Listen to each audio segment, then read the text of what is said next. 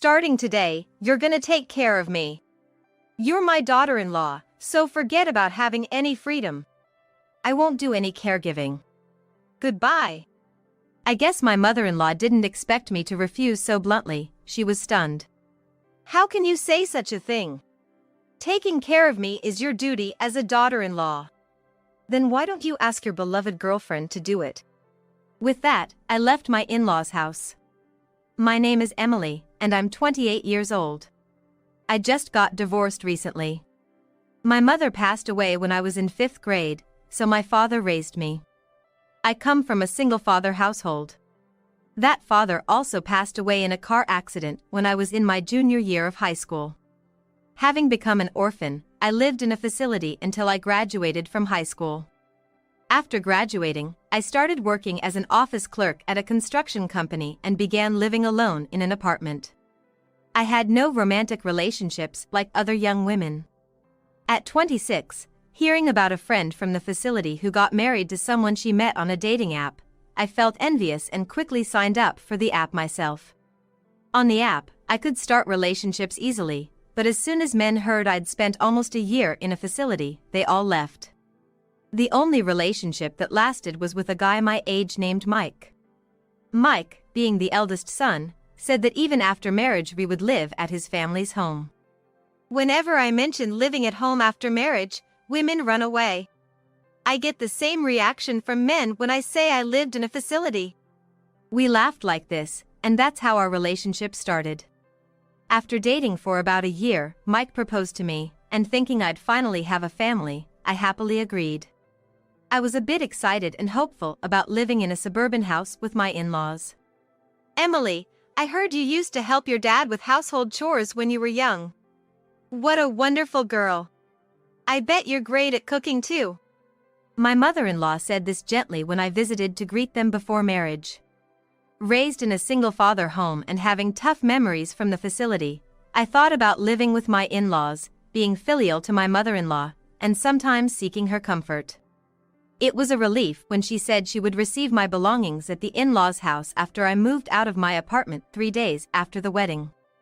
At 9 a.m., the moving truck arrived, and my few belongings were quickly loaded into a small truck.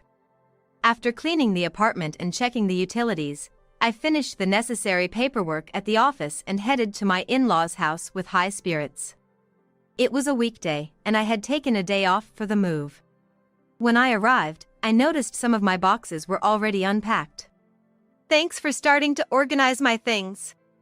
But then, unbelievable words came back. You're just after a property, aren't you? The proof is that there's hardly anything of value in your stuff. You must have seduced Mike just to live in a house. Typical of a poor girl. I was momentarily confused. Was this the same person I met before the wedding? Why had she changed so drastically? My head was filled with questions, but I began to understand what my mother-in-law was saying. Looking where she pointed, I saw my Coach bag hanging among her bags in the hallway. I couldn't afford luxury brands, but I had wanted at least one nice bag, so I bought it from a Coach outlet online using part of my bonus. It was essentially my only valuable possession, and my mother-in-law had taken it as if it were hers. Please give it back. It's mine, and you can't just open my boxes and do whatever you want. I couldn't help but raise my voice. Then came an unbelievable reply. Don't be ridiculous as a daughter-in-law. What's yours is mine. More importantly, living in a house means cleaning inside and out, so I need to teach you. Wondering what she would make me do, I followed her out the door. It was just a moment. My mother-in-law pushed me from behind, and I plunged face-first into the drainage ditch in front of the entrance. As I began to pick myself up, I heard her mocking laughter. Just got dirty, huh? It would have been funnier if you got hurt too. Satisfied with my fall into the ditch, she closed and locked the front door. Covered in mud, I knew I had to find a way into the house.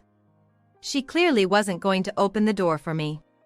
Knowing she would interfere by any means if she realized I wanted to get inside, I quietly entered the property and headed to the southern side where the garden was. Just then, my mother-in-law was putting away bedding, so I pressed myself against the western wall and waited. The dirty water was seeping into my clothes, making me cold, and I felt a sneeze coming on. But I couldn't give up now, so I desperately held it back.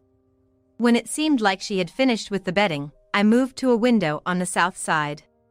As I thought, she had left the window unlocked, planning to lock it after putting away the bedding.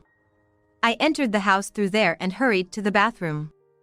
I quickly stripped off my muddy clothes, rummaged through a cardboard box for a bath towel and bathrobe, and started showering. But a few minutes into my shower, my mother-in-law began pounding on the bathroom door.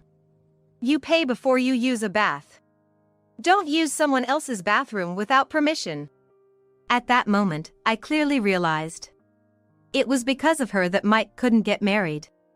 When my husband returned home, I told him about the truck incident, the drainage ditch incident, the coach bag incident, and how it seemed my high-end skincare products had been used by my mother-in-law. "And that's why I had such a terrible time," I said. "Terrible? Don't ever speak ill of my mother again. This house was inherited by her, an only child, from her parents. My dad died when I was in second grade, but we managed to get by till today because of this house. Living here for free is all thanks to her." "So, Mike is just a mama's boy. You don't have anywhere else to go, do you?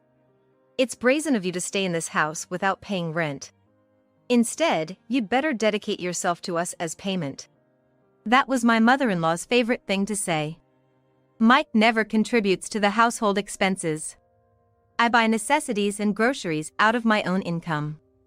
It seems neither my mother-in-law nor Mike is satisfied with anything I do. "Your meals are so repetitive. It's like you're serving leftovers every day." I thought